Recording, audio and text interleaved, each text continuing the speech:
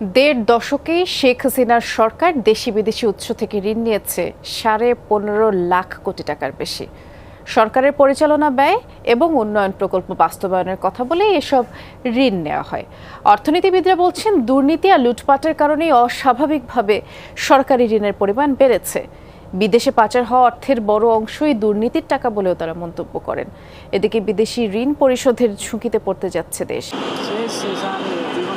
আওয়ামী লীগ সরকার ক্ষমতায় এসে বেশ কিছু মেগা প্রকল্প হাতে নেই। প্রক্ষেপণের চেয়ে প্রতিটি প্রকল্পেই বেড়েছে ব্যয়ের পরিমাণ।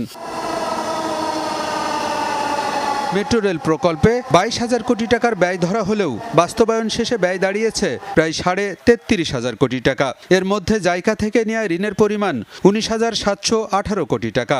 একইভাবে 8,500 কোটি টাকার বঙ্গবন্ধু টানেল নির্মাণে শেষ পর্যন্ত ব্যয় হয়েছে 10,689 কোটি টাকা। এই প্রকল্প বাস্তবায়নে চীন থেকে ঋণ নেওয়া হয়েছে 6,000 কোটি টাকার বেশি। এর বাইরে আরও কয়েকটি মেগা প্রকল্প বাস্তবায়ন করেছে সরকার। জনকল্যাণে নিয়ে এসব প্রকল্পের ব্যয় নিয়ে প্রশ্ন আছে অর্থনীতিবিদদের। অর্থের সদ্ব্যবহার না হওয়ায় জনগণের উপর বেড়েছে ঋণের বোঝা। একটা হচ্ছে যে এখানে আপনার যে লুটপাটের তো হিসাব থাকে না, জবাব দিতে থাকে না। আরেকটা হচ্ছে তারা দেখাতে পারে।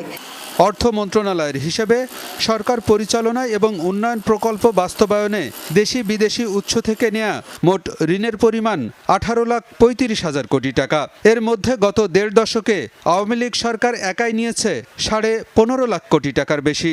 দুর্নীতির কারণে ঋণের পরিমাণ বেড়েছে বলে মনে করেন অর্থনীতিবিদরা। অবকাঠামোগত উন্নয়ন প্রকল্পকে সামনে রেখে বিদেশি ঋণ নেওয়া এবং সেই ঋণ নির্ভর প্রকল্পগুলোর মধ্যে দুর্নীতি চর্চা করা, অথবা সেখানে যে খরচ যেটা 100 টাকা সেটাকে কয়েকশো টাকা কয়েক গুণ বাড়িয়ে সে খরচটাকে দেখানো, তার মানে এমন একটা গোষ্ঠী দাঁড়িয়েছিল যারা এইখান থেকে সুবিধা পাচ্ছিল।